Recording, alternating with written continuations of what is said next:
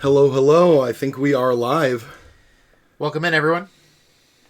Welcome back to our second episode of Max and Ben Save the World, a men's mental health podcast, where we like to talk about men and the topics that matter most to them. Hopefully, we can make a difference in your day. A few disclaimers before we start. We may present ideas that challenge your personally held beliefs, and we acknowledge that conversation can be difficult, and we hope that you feel the challenge to stick around in the spirit of that conversation and the spirit of coming together. This podcast is not therapy. It's not a replacement for therapy. Max and I happen to be licensed mental health providers, but that does not mean that this podcast can be a replacement for a therapeutic relationship with your own therapist, which we encourage you to find. Why don't you take it away? Yes, so we'll start today with our recognition. We know that our friend Logan is watching today, and we know that he's also a veteran. And so we wanted to say thank you, Logan. So you're in our recognition for today. He also has his own Twitch channel, isn't that right? Bearzoo? Big shout out Bearzoo, Bearzuu. Yeah, absolutely. Our friend Logan viewing today. Thank you very much, Logan. See you in the chat. Why don't you present our topic for today? Last week we talked about the internet. What do we got? Today we're talking about video games and how men are using video games. And so what video games do you think guys use the most, Ben? What video games do I think that men use the most? I think the immediate answer that came to mind was I went straight to fighting games. That might not be the correct answer, but it's interesting that you go to fighting games right away. I'm a fighting game player, so that might be wrong. Well, my brain went to psychology and cultural conceptions of masculinity in fighting games. It's just like, 100%. Guys fight, and that's totally what guys would play. They wouldn't play anything else. Yeah. Yeah, I think men are they're seen as primarily the consumers of video games. Like, I feel like for a very long time it was seen that video games were a men's thing and necessarily not a women's thing. And I feel like video games are now at the center of, kind of a new nerd culture for men, women, and even non-binary people. Mm-hmm. So, when I think about games that men play the most, I guess, I think about that guy in the basement who is definitely playing, like Elden Ring. He's definitely playing, Call of Duty. Call of Duty. He's playing Mortal Kombat. He's playing WoW. He's playing League of Legends. A lot of, typical games like that is what I think of. But it's interesting because in my identity as a gamer, that's not even necessarily the games that I play. I'm a Nintendo fanboy. I love Zelda. I love Super Smash Bros. I love Fire Emblem. I love Pokemon. I'm a walking Pokemon encyclopedia. So it's interesting how, people can have different experiences with how they are liking video games, even though we might think that, men enjoy video games in just one way. Yeah. I'm curious, actually, as you say that, because of everybody's unique perspective on video games. If I say to you, if you're at having a conversation and somebody else references video games, like the concept as a whole, what's the first game that goes into your brain? Probably Pokemon, if I'm not going to lie. Pokemon. Okay. Yeah. I think Mario Brothers. I think Super Mario Brothers 3 on the Nintendo. The original It's the picture-perfect video game, that everyone knows. Mario is associated with video games, probably. I think it's probably my consciousness's introduction to video games. Like, I think in some way I understand most video games through the lens of the very first game I ever played was Super Mario Brothers 3 on the NES. And that's super not the kind of games that I play anymore. I've picked up the remakes and new installations of platformers like Spyro and Crash Bandicoot, because I played those as a kid. But I play World of Warcraft. Yeah. Not gonna dox myself, but did check recently. Still one of the top 100 Death Knights in the United States for ranked Battleground Blitz, which is impressive. Hyper niche. But I play a lot of World of Warcraft, and I would be lying by omission to not mention it. It's a huge part of the video games that I play. But I also like fighting games a lot. I'm a big fan of Elden Ring and the Dark Souls series. Yeah. I don't really play shooters very much. Some friends of mine got into Tarkov. Escape from Tarkov is a shooter that I think to me had staying power for me playing it because it was a different take on the genre, at least in my experience. My idea of shooting games is waiting in a lobby for a minute or two, playing for about 5 to 10 minutes with 10-ish people. Change the rules of essentially laser tag around, and you get your variations of gameplay. And Escape from Tarkov is different. It's like much more survival and loot based, and that's been appealing to me. But I used to be like I wanted to play Halo, and I wanted to play Call of Duty, and be really good at those, and I'd watch videos of people doing 360 no scopes into dolphin dives. 360 no scope. Yeah, 360 no scope and the dolphin dive with the bouncing Betty on Black Ops. But that section of the market has really lost me, which leads me into another part of what we were thinking about talking today, which is video games are not the same as what they used to be. Darn you kids and your newfangled Fortnite. You're the first one to Cloud. Ruining the world. Yes, Angry Man. Old man shakes fist at Cloud today. Old man shakes fist at Cloud, yes. Max gets the first one. But they're not the same, right? I feel like growing up, to me, video games are very much a function of nostalgia, and I know I'm not like the only person that feels that way, that I just want to play a video game and feel like I'm in my mother's basement, safe as a kid again, and I don't have any adult responsibilities to worry about anymore. And I feel like for me, modern video games aren't necessarily hitting that somehow, and a part of me thinks that there's just such an impression that you can have when you're a kid that, the things that you do just really, you remember those, and so they're meaningful to you in that way. But today's games do feel like they've evolved in a certain way. I guess, what do you think has changed about today's games, Ben? Well, I think the lowest hanging fruit is graphics. They don't look like they used to. They sure don't. In a good way. Yeah, usually. I think that there's examples of games that have come out recently. Oh no, he's talking about Pokemon. No. Pokemon has had some performance issues. No, I was actually going to say, I think that some games have come out recently that are intentionally in an older style, such as like Square Enix's Octopath Traveler. Well, Valheim is like that too. Yes, Valheim. Old school RuneScape is an update to RuneScape, but still intentionally kind of janky looking. Yep. I just had the developer's name in my head, but it went right out. Sea of Stars recently came out, and is a spiritual successor to Chrono Trigger, which was 16-bit sprites. Yeah. And they, I feel like, didn't just make a game in that style. They utilized the last 20 years of video game development to make that style better. They learned things from 3D modeling that they clearly implemented.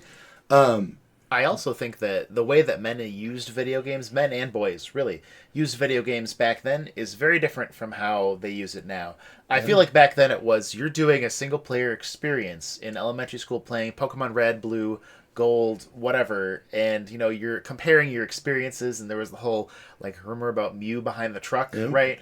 So stuff like that was going on, where it was word of mouth, and you're having a single player experience, and you're kind of in your own little hero's journey in one thing there, and then it's sort of like parallel play, and then it slowly became, with the advent of Halo and other similar multiplayer games, that it was a social place to go online.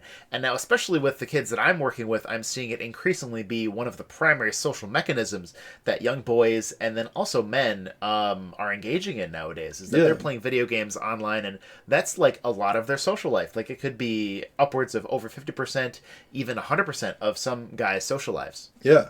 And I think you talked about, I think, a topic that we could split in multiple ways, but the difference in experience of playing a video game back in the day, 20 years ago, versus today, one of the major ones that immediately I thought of was when you bought Mega Man 6 for the Nintendo, you received all of Mega Man 6. You fought 8 bosses, and then you fought Dr. Wily's castle, you fought all the bosses again, and then Dr. Wily.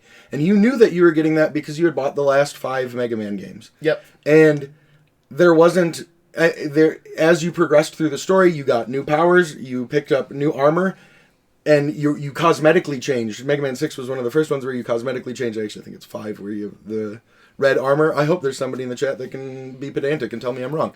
I didn't play Mega Man 6. I did play Mega Man 9 and Mega Man 2. But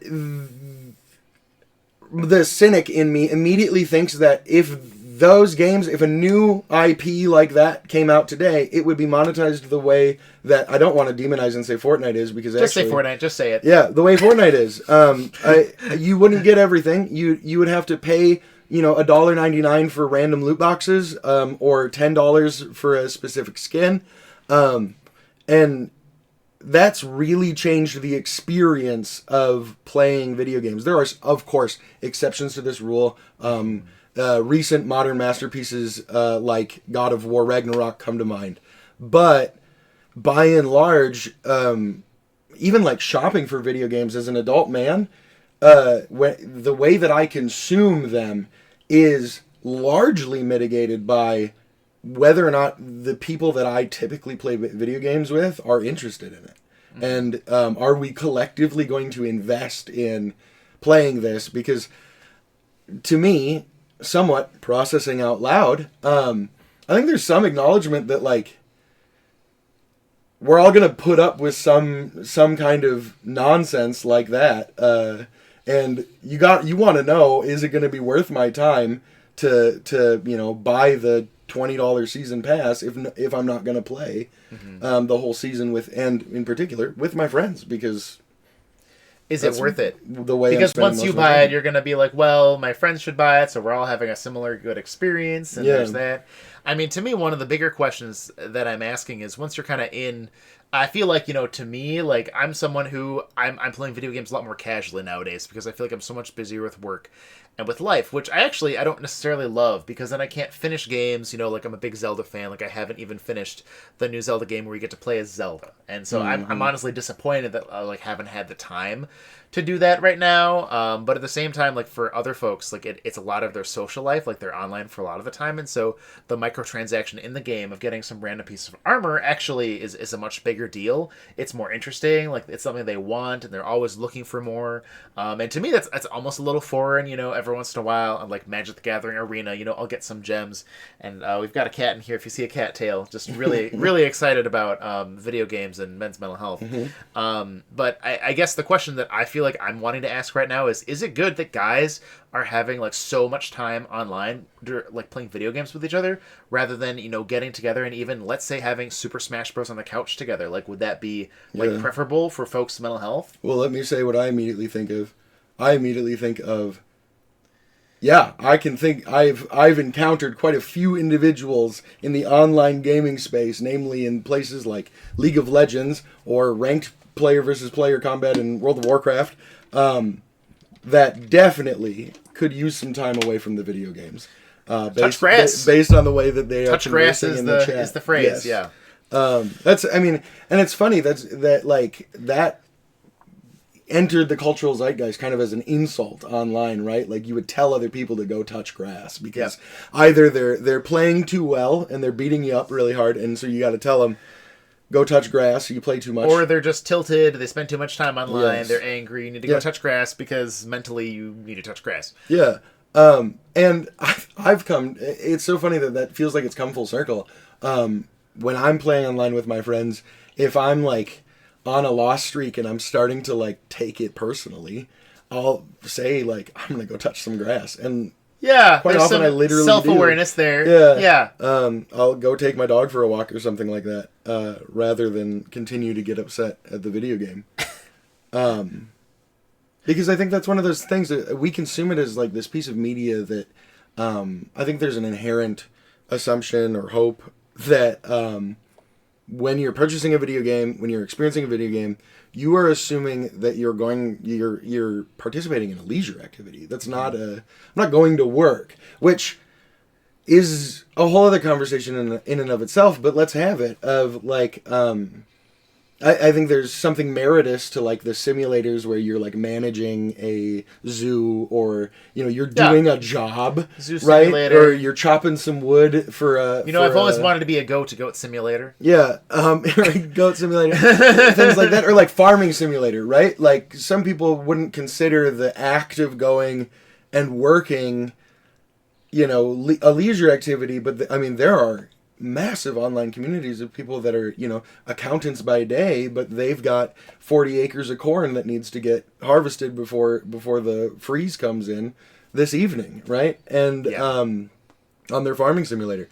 And I think that to me, I sometimes with games like League of Legends or World of Warcraft are the two examples I've already given, but Street Fighter, less so because you don't interact. I think the component of talking to people enhances this effect, but sometimes I have to stop and make this analysis of, am I doing this leisure activity for leisure, or am I just kind of torturing myself? Get through this thing. Yeah, there's a little bit of that. Why do I feel the need to go up that one rank? What does it matter that I care that this random guy that I'll never connect or girl, but like we talked about last week, my assumption is quite often in a League of Legends game that I'm never going to see these guys again, Okay, I don't know if you can get on that shelf. I will say we've got a wonderful comment in chat from a friend of mine that asks, wonders how performing gender is reinforced or possibly even escaped in online spaces as opposed to in person. Oh, this is such a good question. This excites me greatly, actually. Yeah, I'd love to hear what you have to say first. Well, within the context of, like online gaming, there was an assumption once upon a time that like there are no girls on the internet, right? And especially in online games. And so it does feel like in a certain way that online gaming is a uniquely masculine space, that there's a lot more, like, frankly, bullshit tolerance on there. Like, I'll hear about the stuff that goes on, in Fortnite and the anger stuff. Like, I remember playing League of Legends with you sometimes and just, like, being like, wow, these people are just, like, insane. Like, how can anyone, like, be actually this mean as someone who, works in a school, like, works with women, a lot all day, where everything is very, like, pro-social in a lot of ways. And so it does feel like there's a lot more, like, performative stuff that happens on the internet where people feel like they need to perform their masculinity. And of course, in video games, if you win, it's seen as masculine, whereas, if you lose, you're emasculated, you may not feel good about yourself, people get angry, they get tilted, as they say. And I also think that people learn negative behaviors that way because there's anonymity on the internet and there's not really a lot of accountability. The worst thing that could happen is you get blocked, or maybe you get reported and then like banned from the game. And then what do? Make another account? Because that's totally what everyone does. I'm going to reread this question because... Yeah, it's mostly about gender in online spaces and, how it might be different from in person. I do think that, like, especially online, like, because of the anonymity and the lack of accountability, people are really inclined to do more bad things. And so you kind of see, like, the negative or, toxic side of masculinity at times, where you're not necessarily seeing people stand up for something. It's more overshadowed by the negative things that people do. I'm trying to think about the times that I've been in an online chat room and someone has been saying something really negative and mean, and how I just get so hyper-focused on that. And if someone is nice, like, I'm kind of like, oh, that's nice. But it's just not as memorable as the negative. It makes me think about that comment about the golden ratio of, I'm not sure if folks have heard, but, the golden ratio of, like, positive to negative interactions. Like, a negative interaction is so powerful that you have to have, like, 5 positive interactions. 7, is it? Yeah, it's like 7 positive interactions to undo a single negative interaction. And so, yeah, I do think that, being online, there's definitely more of, like, a toxic brand of masculinity at times. Yeah. Because of some of that anonymity stuff. I'm curious about that, too, as well, though. I think that one thing that I thought of reading that comment, or a place that my brain space went to, was being a fan of MMOs, World of Warcraft in particular, but also Final Fantasy Online. I've known a fair number of people across the gamut that have varying opinions on representing oneself and one's gender in an online space like that. The guys that I played World of Warcraft with when I first started were my friends in high school, and that was a group of males, and all of us played male characters, right? Except for one. We had one guy, and he still plays World of Warcraft occasionally, off and on, to this day. But we had one guy in the friend group that refused to play male characters. He only wanted to play female characters. And when we were in high school, right, the amount that you as a group of male friends question that to another friend, right? The amount of teasing he received, his response to that was, people treated him better. Yeah. He got free stuff all the time.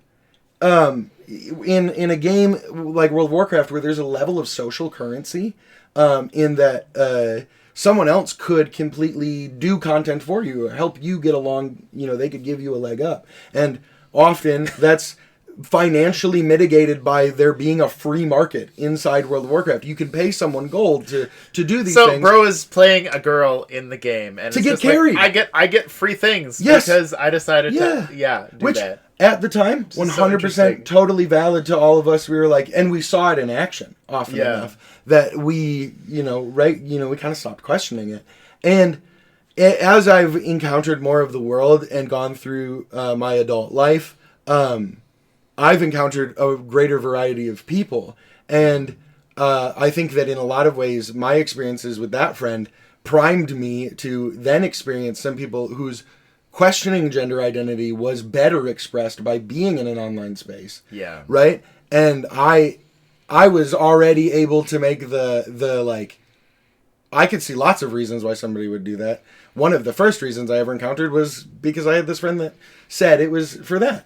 And then the other masculine thing, that excuse that eventually came about, the other side of that I also think of, is I've often heard that of the perspective, I don't necessarily share it, that men, in particularly playing third-person games, when you have an avatar, when you're playing as someone, there's a contingent of men that have the opinion that it's the most masculine choice to play as a woman, because why would you want to stare at the back of a man all day?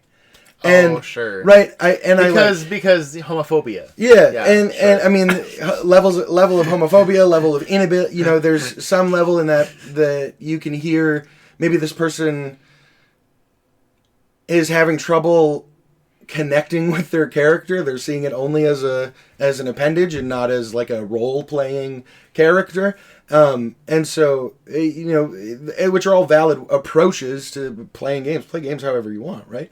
I think that if you're choosing to play as the woman because you're worried about being seen as gay, I'm just kind of like, all right. I think I want to have a conversation. But then that was my friend. But then moving into like, where does that show up in other genres? Even recently, video game news, there was some controversy around, and there was some comments, back and forth on Twitter around the game Stellar Blade came out, and it's one of these that. There was a really high budget, AAA level, detail when it came to having like intense kind of JRPG meets anime style fighting. And the character is wearing a skin tight neoprene suit, and it's a woman, and, she's curvaceous. And so, is the polite way of putting what Twitter had quite a few, and, the online gaming space, articles on Kotaku and whatnot were abound with this question of, is it misogynistic for men to want a beautiful woman to be the character in a game, especially when compared to like the online reaction to Horizon Forbidden West, the second one, with the female the girl lead. Wasn't as hot or something. Yeah, the female lead was a realistic woman surviving in a wilderness, I think that if the girl has to be hot and, big boobs, big butt every single time in a game, like that's misogynistic to me. It's like, if it has to be like that every time, it's like, come on, like, take a chill pill. Like, it's not, I mean, there's other body types. And also, like, I think as a man, I can complain about like representations of men in the media, like Avengers, like Chris Hemsworth being on steroids and not like admitting it, and just having that, broadcast to all the children that this is a realistic thing for men to achieve. Like, I wouldn't want that on the inverse either. I do think that there's definitely something to be said about, gender and like video game choice, that if someone, picks Call of Duty, they could be seen as more masculine than, someone who picks a different game. For example, I was seeing an Instagram reel yesterday because, I'm a real person who sees Instagram reels that, this guy on the public was asking, this girl, what's one word flag, for guys? And, she goes, if he plays Pokemon. And I was just like, oh, and I totally sent it to a friend, and I was just like, the algorithm got to you. But the algorithm got to me. Yeah, but then there was a counterpoint in the second half of the thing where some guy was elaborately playing the Pokemon theme song on piano, and I was like, okay, like I dig. There's like some kind of anti this, right? But yeah, I think that some people would be afraid to choose a childish game, because of like the way they'd be perceived as gendered in some way. So, yeah, I think that is difficult. I like to think that I'm indifferent. I think that avatar. A lot of people are indifferent, but I don't know if I actually am though. Okay. I'm taking a personal inventory right now. Right. Yeah. Most of my characters in online spaces are male. Yeah. Right. Well, I mean, I was less referring to like avatars and more what game choice, but even in like fighting games, that was the my next space my brain went to was. Yeah, but do I pick women in fighting games? And yeah, especially if they if their moveset feels good, or I particularly like the skills that they have, something that is a playstyle that I enjoy. But like in Street Fighter, for example, I happen to play 3-ish, mostly just one, but 3-ish dudes. The new Dragon Ball Sparking Zero game that came out though, one of my mains is Kefla. The legendary Super Saiyan from Universe 6 that is a woman. I have not seen. Yeah, I knew I was spoiling. I was potentially spoiling. No, I've been spoiled. I'm watching Dragon Ball Z right now. He knows I'm watching Dragon Ball Z right now. It's the first time I'm watching it. So yeah, but yeah, I think it's interesting the way that we gender games in a lot of ways. I will say that something that is coming to mind is like sexism from the gaming community, and so like Gamergate. I can't even quite remember all the details, but it basically resulted in the whole like very very masculine side of the gaming community coming after one lady, and it was really awful and mean and terrible and just like one of the worst things that happened in the history of the internet, is what I recall. And so like I feel like if we're looking at kind of going back to are video games like is being online, are video games good for men, are they bad for men? I feel like a lot of times I work with parents and they definitely vilify video games a lot. They say oh my goodness, the kid is always on the video game, he's addicted to them. Yes, there is an ICD-10 code for video game addiction. It's something that is real. I went to a session on it a couple of years ago at a conference, and I mean if the game is causing significant distress in yours or someone else's life, that's something that could be like, this is something that you could go to therapy about. I know that I presented on this at conferences too before and talked about several examples, most notably in Asia, where folks will like sit in game cafes and like not use the bathroom or like not eat for days, and they just like died, which is absolutely bonkers and completely insane. But a lot of times they're men, and I think that we do have to take a look at like what is like healthy video game use and what is like good for us. And so I think it's going to depend on the person. And so if someone if you feel like you're overusing video games, you probably have a good sense about that, like I can't get away from this, or I feel like I have to play this and I just want to 100% it, but I'm not actually having fun anymore. If we started talking about this and you took a personal inventory, just take note of that. That doesn't mean anything in particular, but if I think that I do ascribed to inventory, but I ascribe to, and I did too, right? But I ascribe to a personal perspective towards addiction, that our level of hindrance from an addiction has to be self-defined.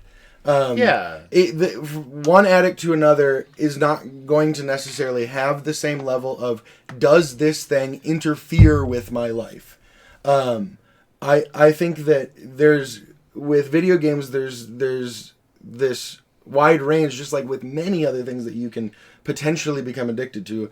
I want to say that because, I loosely question the capacity for one to be addicted to video games as much as drugs. Going into other details. But I might disagree there, but go on. But I think that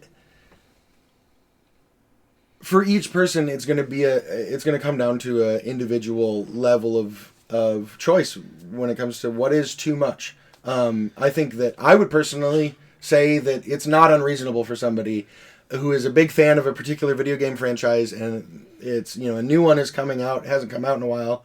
They take off a day of work or two to play that video game. But for someone else, doing that might be the line. Like, whoa, you're calling out of work for this? Well, and it depends on like what is going on in their life too. Yeah. Like, are they, is it one day and they have kids at home? Yeah. Is it if it's a week and they have kids at home? It's like, okay, maybe take a chill pill. Like if partner is just doing decide. all of the duties. Yeah. I will say one thing that going back to how video games changed from when they started to nowadays, I will say that like I love giving the example of Animal Crossing 2003 versus Animal Crossing New Horizons. So for those who don't know Animal Crossing, it's a game. It's kind of like a life simulator where you got a bunch of little cute animals on your island and you build a house and it's adorable. But in Animal Crossing 2003, it takes like 5 minutes to catch a fish or like to get anything that you're looking for. And Animal Crossing New Horizons, released in 2020 in March of the pandemic, really love the release. But you get a stick like every 5 seconds. Like you can just walk around the islands like, oh, I got that. Oh, I got that. Oh, I got that. Oh, I got that. And so you're getting increased like dopamine hits and like interest and continued things that make you want to stay in the game. Even like Tears of the Kingdom Breath of the Wild sequel, I do feel like has even more just like random engagement of like, come do this thing, come do this thing, come do this thing, come do this thing, that kind of tries to rope you in a little bit. And I think that to me that's a little bit more preference to be like, okay, please keep playing this game. We want you to keep playing this game, even if you're not necessarily having fun anymore. And there's an extent to which it's like, yeah, it's going to continue to be engaging, but there's also a point to which it's like, well, they're just kind of trying to keep you on the hook a little bit. Mm-hmm. I'm reminded of the quote, I think it's attributed to Plato, I could be wrong, of kids these days, all they want to do is read books and escape to fantasy lands. They don't want to do real work or have discourse in the sure. common space. And I think that I think of that quote because to me, I think of video games as literature. I think they're a piece of artistic media that is literary in its composition. And it makes me think about, the older generation has always complained about the younger generation is what that quote is often comes up in. But I think an important detail of that is the kids these days, they just want to read books. They want to escape to other things. And I think if you put in, if I can be given the ground or the argument that video games are like books, I think it's not too dissimilar. But the thought experiment to me seems kind of fun because the other thing is books don't ask you what's the last 3 digits on the back of your mom's credit card so that you can get this new skin. Yeah. Books don't ask you to pay $5.99 before you read the last section, right? And books don't have you pick up all those sticks in Animal Crossing before announcing a year later that there's a $30 DLC. Yes. And so I do think that there's a unique nuance when it comes to, right? Can you be addicted to reading books as much as you can be addicted to video games? I don't necessarily think you can because books don't hit your wallet the same way. They certainly can, but they don't hit your wallet the same way. I think there's certainly a way that you could write a book to be like the sticks in Animal Crossing that are kind of like that. Mm-hmm. But I think that as a society, I feel like that's also changed. Like I remember watching the Super Mario Bros. Movie and thinking so much that like this is the really original one with John the new one. No, the new one. Okay, the new one, and thinking, wow, this is really meant to keep the attention of a 5-year-old. I was like, if there was 5 more minutes of character development between the relationships of like Mario and Donkey Kong, I was like, we were that close to a great movie. Then I would have cared just a little bit more. Otherwise, it's just a fun movie. And I guess to me, like Old Man Yells at Cloud, like just something is lost. I feel like if we're so focused on the gameplay loop and staying in the gameplay loop and enjoying the gameplay loop, rather than having a meaningful story or something that I would like. And not that Animal Crossing has like a meaningful story, but I do feel like sometimes in modern day games I go, I really wish there was just a little bit better writing in this thing. Mm-hmm. Mm-hmm. Yeah, I think my immediate thought on that one is, I wish every game was written as well as God of War Ragnarok. Yeah, every time I lament that, everyone's like, "Go play God of War Ragnarok." I'm like, I know, Mr. Viking It'll Ho change over your here. life. It'll change your life. And Marvel's Spider-Man. Oh yeah, and there was a sequel too. I'll spoil it right now, live on air. La, la, la. Yeah, for I'm not gonna play because I hate the combat. video game. I played the combat. I hate the combat. The Spider-Man story of essentially in an afternoon, Peter Parker realizes that his mentor, Dr. Otto Octavius, has released a virus to the whole city and is Dr. Octopus. He manifests very similar to the Spider-Man 2 movie. Yep. And you have to beat the shit out of your mentor on top of the Empire State Building to get this vial of serum while your Aunt May is back in the hospital because she's sick with that disease. And the game makes it very clear to you, the narrative makes it very clear to you that you do not have time to synthesize an antidote for this poison or serum or whatever and save Aunt May. And so one of the penultimate moments of this narrative is Spider-Man goes to his Aunt May's hospital bedside, does not remove his mask, and he starts to explain, Aunt May, I can't save you. And she says, Peter, I already know. And I was crushed. That Tom Holland has done some incredible things as Spider-Man. Tobey Maguire has done some incredible things as Spider-Man. Andrew Garfield has done some incredible things as Spider-Man. That virtual Peter Parker did something to me, and I think that stories really give us meaning, and I think that as a man, I very much look to like stories to give me meaning in my identity as a man, and I very much believe that role models and moments like that make me go, Peter Parker did the right thing in that situation. And that he can have such a bond with his Aunt May shows male vulnerability, which I think is really important to display in media nowadays. Speaking of that, the praise to the voice actor, I can hear in my head right now the wail of a man who's losing his mother figure. That guy did that into a microphone for that piece of media, and it was gut-wrenching. Yeah. And it was a display of tender masculinity, just like you said. Yeah. And I think that I those shining moments of what a video game can do is part of the reason that, to me, writes a lot of checks for me to write off, like, there's some bad ones out there and the predatory monetization schemes for children and all of that. But there sometimes, is hope. And it's not even that Spider-Man was originally a video game, but that, within this medium, there was a Spider-Man story that was that good. Yeah. And is special. In a lot of ways, made you feel the tension by participating. Yeah. Right? And that's something that is a nuance of video games that's like really cool. Right? I do want to be mindful of our time. Oh yeah, we're definitely going to end up going over tonight, but who cares? There's no requirements. But is it time for Poorly Explained Philosophy? We've got Poorly Explained Philosophy with Max today. So one of my little background items is the Poetic Edda, which is a classic Norse text. Have you seen this book before? Well, at your house. At my house, yeah. Yes. And so this is a core text of Norse mythology. It's really the source text for like Neil Gaiman's Norse mythology. And so one of the first parts of this is called the Havmal, otherwise known as the Words of the High One in Old Norse.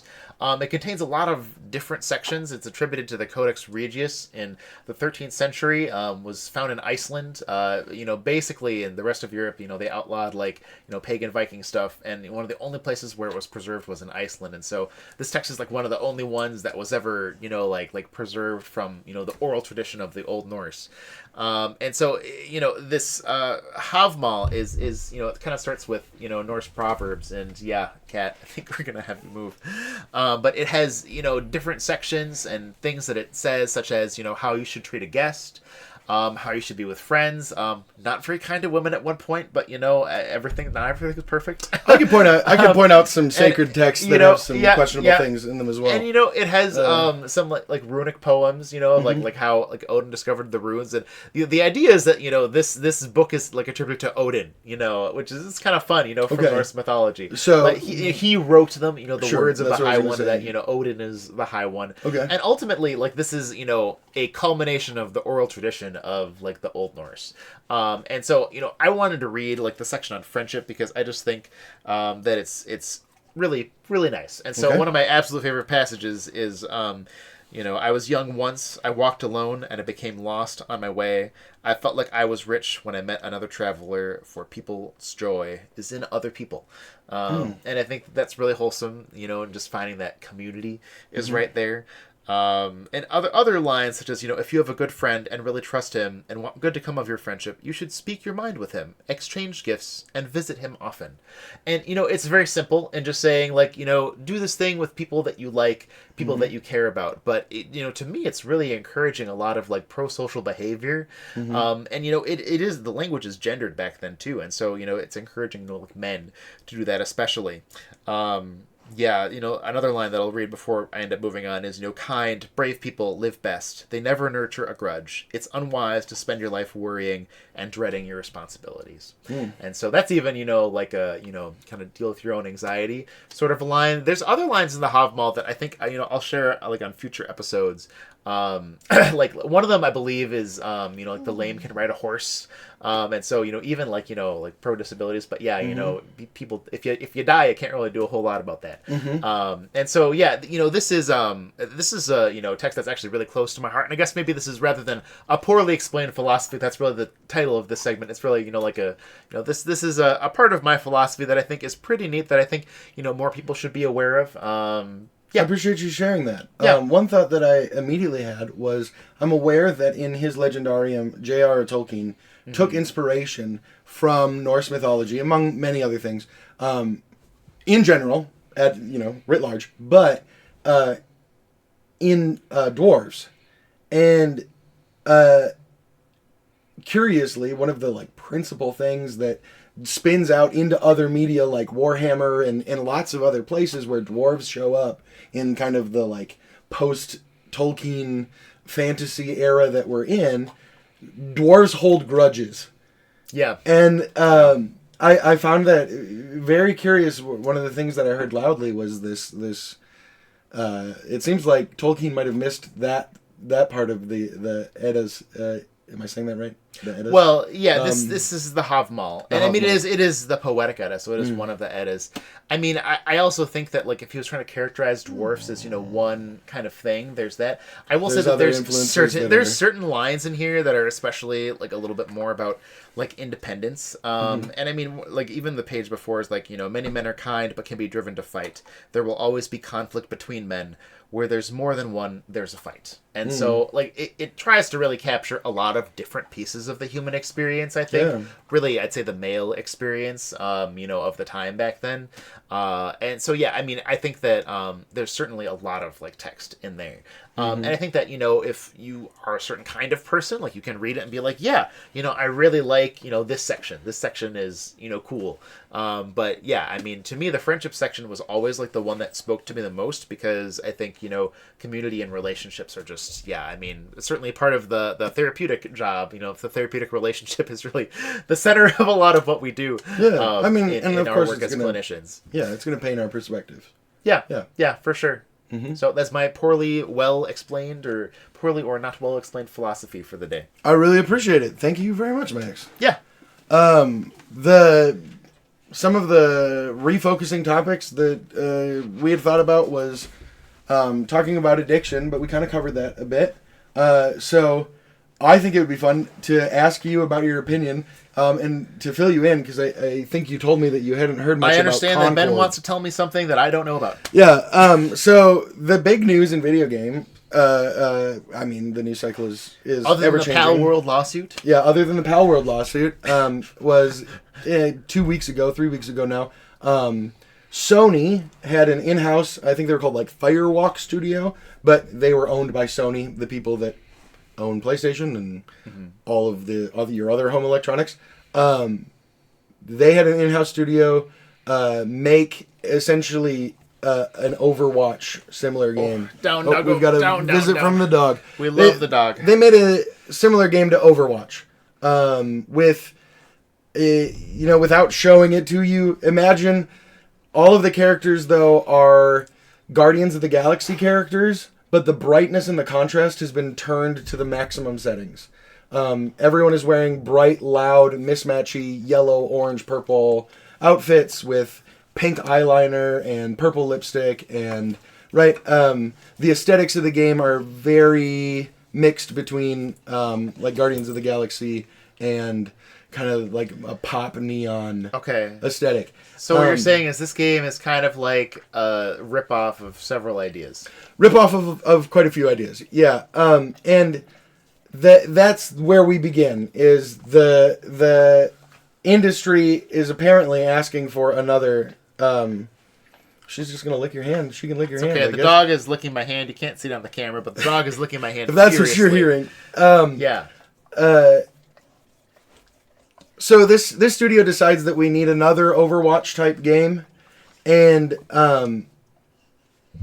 the news around this game is they spent millions of dollars, same kind of budget as you would have for something like Overwatch, you would have for something like a Call of Duty game, and they have very talented artists, people with big names working on this, and it flops completely.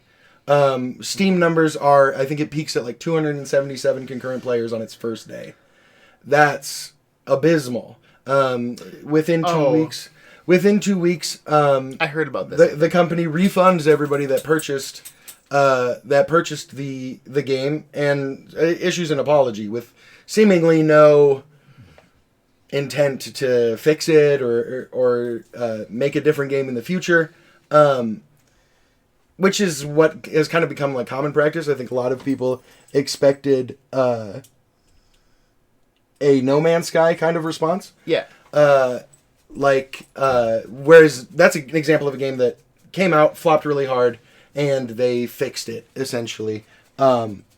Which, the community has come around to enjoy. Cyberpunk 2077 comes to mind as well. It was a game that it came out to mixed reviews, and then people improved on it. I know someone who liked Cyberpunk. Yeah, and no, it's now, apparently it's very good. I haven't played it. But Concord comes out, it decides not to do these things. It decides instead, or Firewalk Studios decides instead to just shutter the doors, refund everybody, call it a day. And the online community of video commentators, major streamers, everybody, this becomes the big thing to make a video about. It's the hot thing that's trending on the algorithm for YouTube thumbnails and stuff like that, is to trash this game and to try and dissect why it failed. Yeah. Right? And I think, my personal opinion on looking at a lot of different opinions of it and viewing the gameplay, not playing it, is it just seems like the game wasn't good. And I think that fundamentally is my perspective on whether games fail or succeed. But there's been this bigger conversation in the last couple of months about a company called Sweet Baby Inc. Have you heard about them? No. They're a consulting firm that this was kind of the most recent, continuation of a post-Gamergate world we have. Was that I've got a quote here, actually.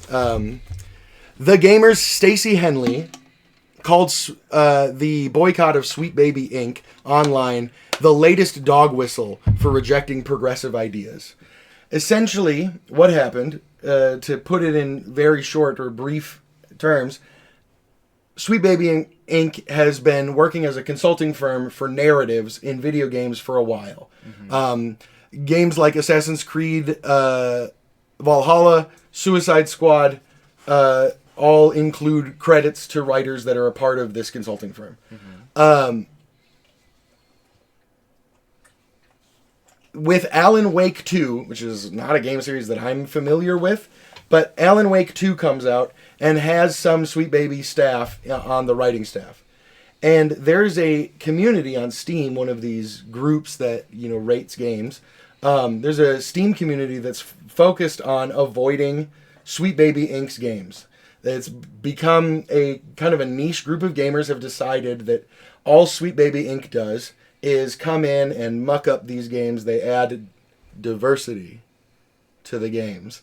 And that's the problem with Sweet Baby Inc. And so they go out of their way to make a group to avoid playing those games or to let each other know that this has this in it because they want to avoid the woke agenda. Politically motivated game purchasing. Now,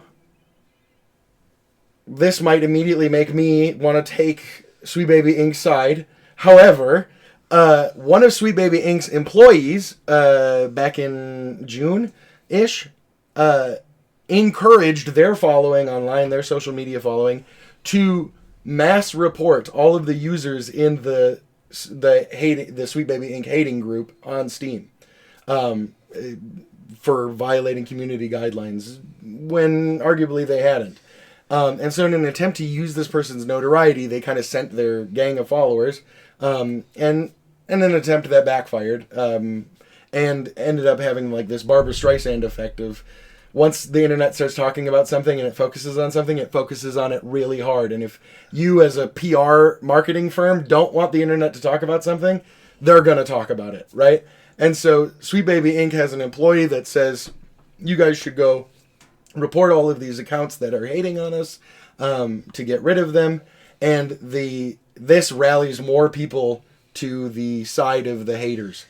And you know, I'm struck by how much this reminds me of identity politics already. Where basically, know you just becomes the know you, of the other side. And it's an example of kind of, I think that quote surmised it quite well. It is the latest dog whistle, essentially. I think that what really, for me, watching this unfold across, video game news media was the disappointment in that there probably was some legitimate conversation to be had about the narrative direction of video games lately and, things like that. But when we're sounding a megaphone this hard about, just to complain that Miles Morales is Spider-Man in the second Spider-Man game, even though it's a different game, then we're not having legitimate conversations about the quality of these things. I think is a rather... I think that it's lost point. Yeah. I think that the community has to have dialogues. And honestly, I think that, I guess where I'm now struck is the internet is still a relatively new phenomenon. And discourses about society's most difficult issues, such as gender, are certainly going to occur wherever we show up. And this is a situation where, they were worried about more girls and more, black people in games. Yeah. And, I mean, it's difficult to talk about gender and race and religion and all of that. And, I feel like gaming does sometimes create a culture of, we're kind of in this group of we're not for that. Let's be against that. There's a group think with the anonymity and the lack of accountability that happens online. But I also think that there's kind of this, corporatized space too, where, I don't really know a lot about Sweet Baby Inc. or that other game that you talked about. Concord, yeah. And corporate interests in there, but there's kind of this assumption that we're gonna make money off of these things, and this is how we make money. And then when someone's like, let's not make money, then it's a threat to profit, and then you have to rather than try and address that and try and bring people back into the fold, it's no, you're a threat, and then it's actually very competitive in that know you kind of masculine, sort of traditionally masculine sort of argument. But I also think that you can try and make allies with people. There's not necessarily a reason why Sweet Baby Inc. couldn't have just, been yeah, sure, we heard this, from you, and we want to make sure that you can be in this game too. And so, we don't always, we want to make sure that you're in this game. You know, what are you looking for? We're looking for feedback. I guess I don't know exactly what is the thing that they could have done, but I feel like it's always better to try and do an olive branch if you're doing, social media stuff, rather than just be angry at someone else. And I suppose it did sound like it was just one disgruntled employee, and taking no action is the other, taking action, right? But yeah, I think that I'm kind of at the end of our first episode, I feel like there's this pipeline online at times where people are just gonna kind of become more extreme when they meet people who are like themselves, and they also meet them over video games. That echo chamber effect, for sure. I think too, actually one thing that was spurned in me was the thought that I think that both of us like to think that we would probably ascribe to one side or the other. Down. Hang on.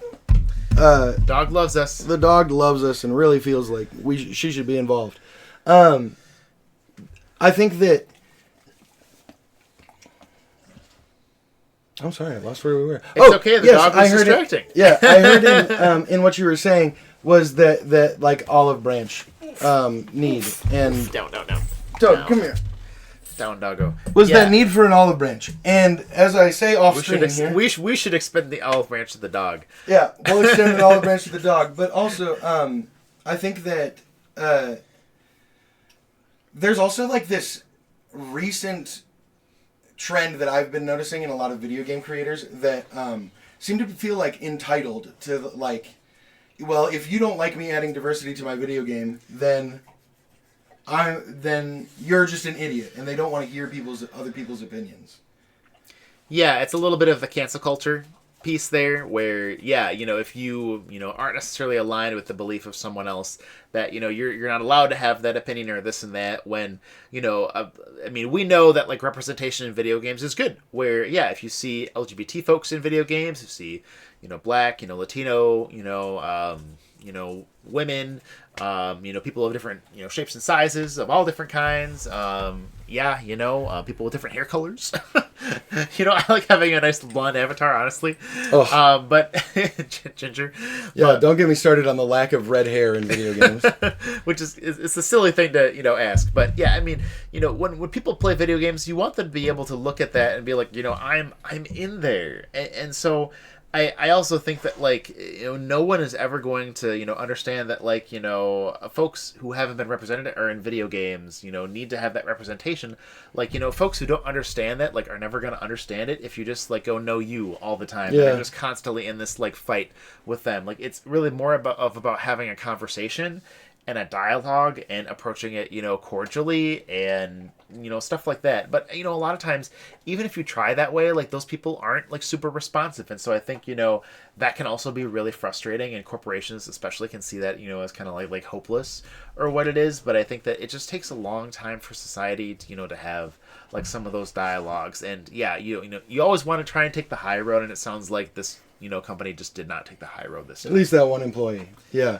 I think like the other thing important to mention is that some games that Sweet Baby Inc. worked on, like Suicide Squad, were flops. Assassin's Creed Valhalla was successful, and I haven't played it, but from what I understand, the story's pretty good. I know you have. Well, I played a little bit of Assassin's Creed Valhalla. I know it came out at the same time as one of my very favorite games of all time, Valheim. And I know that the news story at the time was Assassin's Creed, AAA game, does okay. Valheim, insane, $20, like indie dev game. Yeah. And, like Assassin's Creed Valhalla, like had to like congratulate them on like, yeah, you did great, to Valheim. And so, imagine if the Pokemon Company did that to Pal World. But they did not. Well, I think that Pal World is Pokemon with guns, and I don't love Pal World. I think that it's too close to Assassin's. It's too close to Pokemon. I think and it's we could have enough. that conversation. Yeah, but it's not necessarily related to gender. Yeah. In any case, we're kind of in. Was there anything else in the show notes that we haven't hit yet, Ben? I think that you've got some conclusions for us. Tell us what to do. If I'm feeling addicted to my video games, what do I do about it? I think that you should go to therapy. Okay. I think that you should also just, take a look at what you're doing, with your time, how many hours are you spending on video games? And then I guess the big question I would want you to ask yourself is like, is it interfering with the rest of your life? If it's interfering with the rest of your life, and you think that you can cut down by yourself, I think that that's great. I think that if you can't do that, you can ask for an accountability buddy, or go to therapy and be like, I think that I'm calling off, like 2 days of work a week because I just can't, get off my video game in the morning to log onto my remote job. Or, like I haven't playing games all day at my remote job, and like I'm not doing my duties, and now my boss is starting to notice, and I could get fired. Mm-hmm. Like something like that. That's when it's like, okay, I need help that's, beyond me maybe a little bit. But yeah. What about parents with kids, young boys? Yeah. They're questioning screen time, all sorts of things. I think that if you're finding yourself in power struggles with your kids about video games a lot, the first thing that I recommend is to develop a relationship with your kid surrounding the screens. And so that means, play video games with the kid. Demonstrate that you understand what's going on with it and that you understand what a video game is and how fun it is and how meaningful it is. Then when you give feedback about it's time to go, eat dinner, we're not going to have screens at dinner time. We're going to go for a walk at the park and we're going to play Frisbee. You're not going to get as much as the Uggs because it's demonstrated that, you show that. And especially that you know that. And especially as kids get older, giving them a why and saying, I like playing, video games a lot, but it's shown that, physical activity for this many minutes a day produces, predicts success in the future. And I can't remember the statistics. It's, less peer problems, I think was one of the studies that I looked at. Really? I think I looked at both kids and teenagers. If you get, physical activity, just about every day, you're predicted to have less peer problems. Makes a lot of sense. So, this is just what you're doing. And so, and I guess also, like, if they're very young, if you are really feeling like they want to do it, making sure you're monitoring them when you're doing it or playing it with them. And then as they graduate, there's that too. If they're playing, like Fortnite online, monitor them, make sure they're only, doing it with people that you trust. And as they get older, they are going to be more independent. But just be mindful about those things and have open and honest conversations with your kid, which you should already be having. So yeah, wonderful. Well, I think I've got a quote to close this out. If you don't mind, I have a quote from the Reverend Dr. Martin Luther King's letter from a Birmingham jail. Oh boy. He says, "In a real sense, all life is interrelated. All men are caught in an inescapable network of mutuality, tied in a single garment of destiny. Whatever affects one directly affects all indirectly. I can never be what I ought to be until you are what you ought to be. And you can never be what you ought to be until I am what I ought to be. This is the interconnected structure of our reality." What's the quote mean to you, Ben? I think that quote means to me that we have a moral obligation to see the betterment of our neighbors and friends' position within all of the structures that we interact with. To set that in very basic terms, I think that this comes from an argument for equal rights. And not just equal rights on pieces of paper, but the genuine equity for all, not equity of outcome, but equity, a shared relativistic understanding of the appropriate accommodations that we should make to make sure that everybody's voice is heard at the table. Mm-hmm. Yeah, absolutely. When I hear the work of Dr. King, a lot of times I'm reminded about his perspectives on economics, that really there should be opportunity for all. And I do think that for some reason, I have an impression, I think that because men have traditionally been, like the breadwinners in the family, and I feel like that's been, something that's socially conditioned to a lot of us. A lot of men really feel like economic pressures super heavily. And so I do think that, Dr. King speaks to me that way where, everyone should have economic opportunity in a real and meaningful way. And I do think that a lot of guys today are really struggling when they just see the price at the grocery store at the very least. And so, I think Dr. King is always a good way to close out a podcast. Yeah. Well, I appreciate it. I appreciate the conversation today, Max. I appreciate all of you joining us. Engagement. Hopefully I can successfully figure out how to end it without us cutting out. That's okay. So glad you're here, everyone. And have a good night.